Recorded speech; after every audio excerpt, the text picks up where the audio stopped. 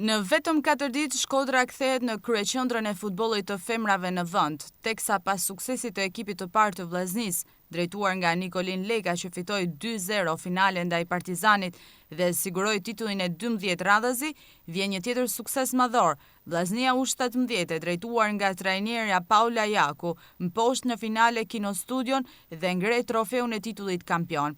Finali u zhvillua në kompleksin sportiv të ekipeve kombëtare në Kamz dhe u karakterizua nga loja fort, tensioni dhe vendime të diskutueshme arbitrare. Vllaznia u ndëshkua me 3 karton të kuq, 2 për lojtaret Klevisa Ndoci dhe Desara Loria, si dhe 1 për presidentin e klubit Lazar Matia. Vendime të marra nga arbitra Disela Lek Ngegaj. Pjesa e parë përfundoi me avantazhin e vajzave kuqeblu fal një goli të bukur të kapitenes Herta Hasaj në minutën e 31.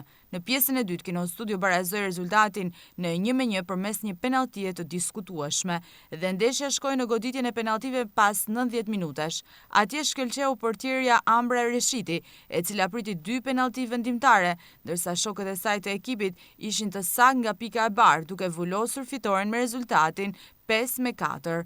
Në përfundim të ndeshjes u organizua ceremonia e dorëzimit të trofeut, ku përfaqësuesi i FSHF-s Endi Hyka shpërndau medaljet dhe trofeun për vajzat e Vllaznisë U17, duke ndezur atmosferën në kampin kuqeblu.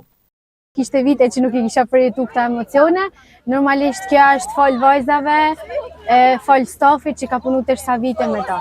Ka fillu një vit shumë I suksesshëm, tashmë ne është sot I vit që vërtetojmë që Shkodra e filloi futbollin e femrave, tashmë po e vazhdon, edhe po marrim vetëm kupa në veri, si thonë. Mendom se e kishim kryer me 1-0, edhe po ishin shumë gjëra të podrejta që na u bën kundrejt ekipit ton. Por ja dolme me fitore, në fund. Kena shumë besim te ekipi jonë dhe e dim se lojtarët tonë kanë shumë më shumë cilësi se ekipet e tjera. Unë do të vazhdoj të ndjek ëndrrën time deri kur të arrijë ëndrat e mia. Shumë e lumtur. Uroj që të vazhdojmë kështu edhe vite të tjera.